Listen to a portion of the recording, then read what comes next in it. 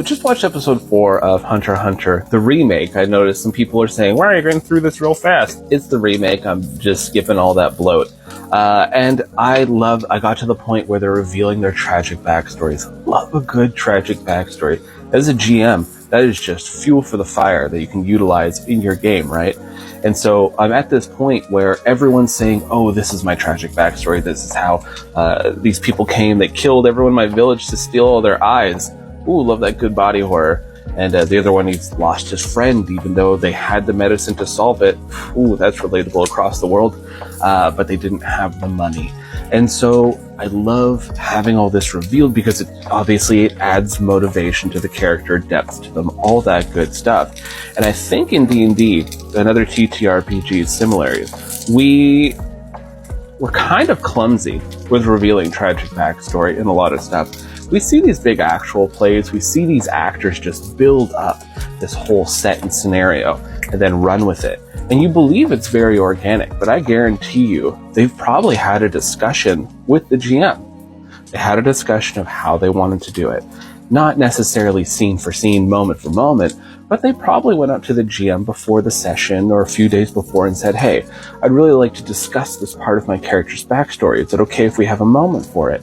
And then the GM will set up that moment, and it's pretty obvious to the player.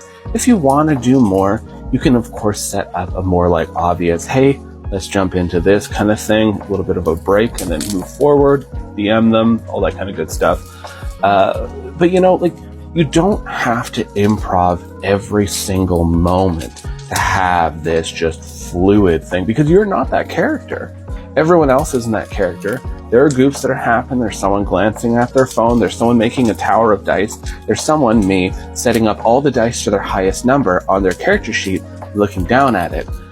You don't need to improv and have these amazing acting moments every single time for your character's backstory and important things to your character.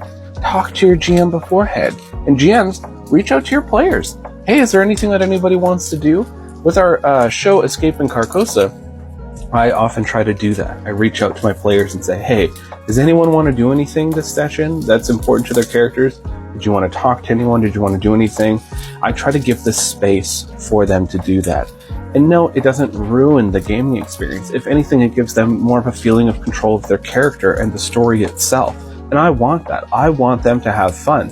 Because as a GM, my whole job isn't just to write a book. It's to tell a story with my friends and have everyone have a blast doing so.